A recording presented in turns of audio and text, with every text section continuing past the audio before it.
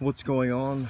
Welcome everybody to the first in what I'm hoping will be a series of knife reviews where I'll be walking around and basically showing you what's currently in my pocket, giving you a short review on it.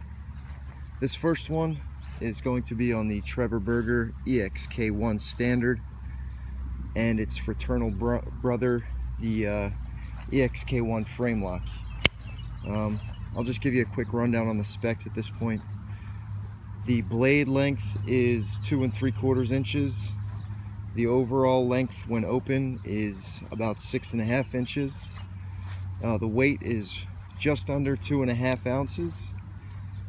The handle slabs there you can see are beautiful carbon fiber, both sides. The pocket clip is obviously a Benchmade that I've modified to fit this particular knife. This blade is deployed using a front flipper. You can see here the jimping on that tang of the knife there, and that allows you to go ahead and flick the knife out just like you would with a rear flipper, but obviously front. You don't have to flick it out. You can do it nice and slow, fast, however you want to do it. The construction of this knife. So obviously we have 2 carbon fiber slabs on either side, a single anodized titanium liner, and that is responsible for the lockup. You can see the lockup there. One thing I do give Trevor credit for is the lock geometry on these knives is so perfect. There's never any stick whatsoever.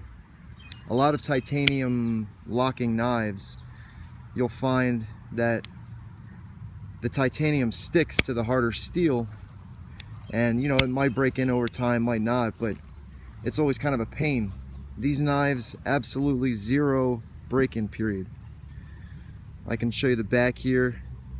That's actually a G10 spacer with another piece of color G10 just to give a little flair. There's the single titanium liner. The blade steel is N690. It's a hand rub satin. You see the lines there, pretty beautiful. This edge is actually mine. The edge that Trevor put on it was perfectly serviceable, but a little bit more obtuse than I care for. I like a nice acute edge, nice and thin, so that I can slice better.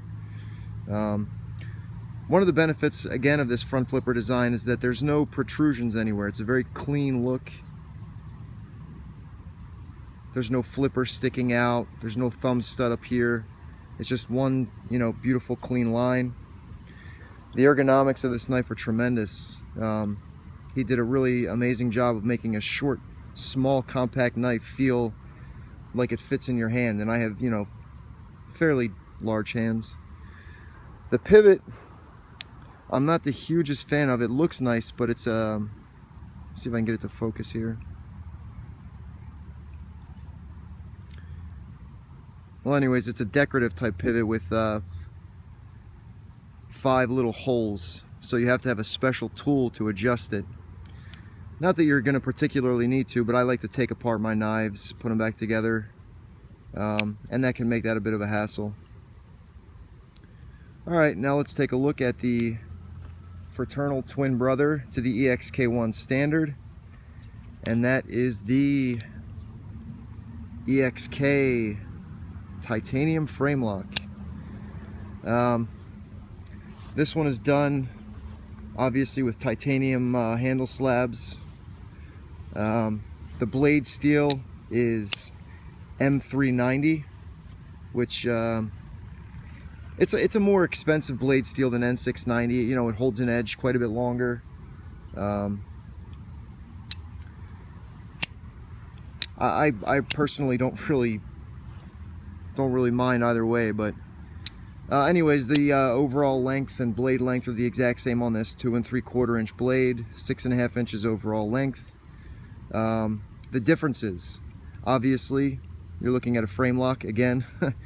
This pocket clip is not natural to this knife.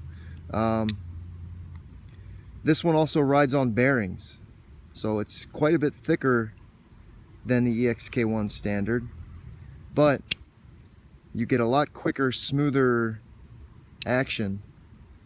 Again, you can, deploy it slowly, or you can flick it open. This one flicks open beautifully with those ball bearings. The weight, this one's a little bit heavier. It's chunkier, it's all metal construction. So this one comes in at about 3.5 ounces.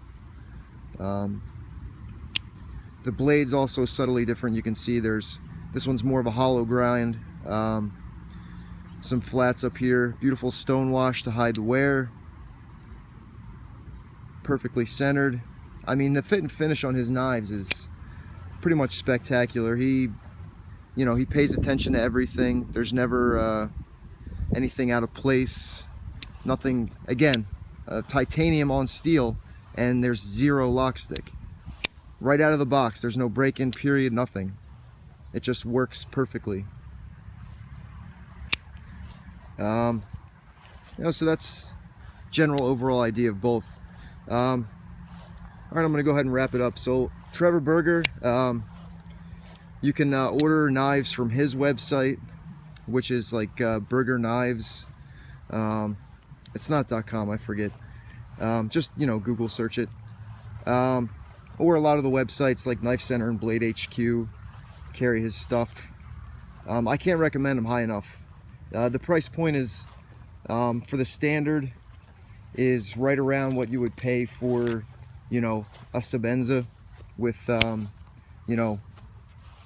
some flair to it. So right around, maybe 500, 550 bucks. But it's worth it. You're getting a knife that has been gone over by hand, made by hand, gone over by hand. The original maker. It's a complete custom, except for the hardware, as far as I know.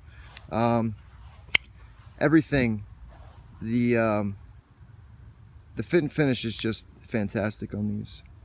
All right, I'm rambling a bit here, so I'm going to go ahead and say goodbye, and I'll see you next time.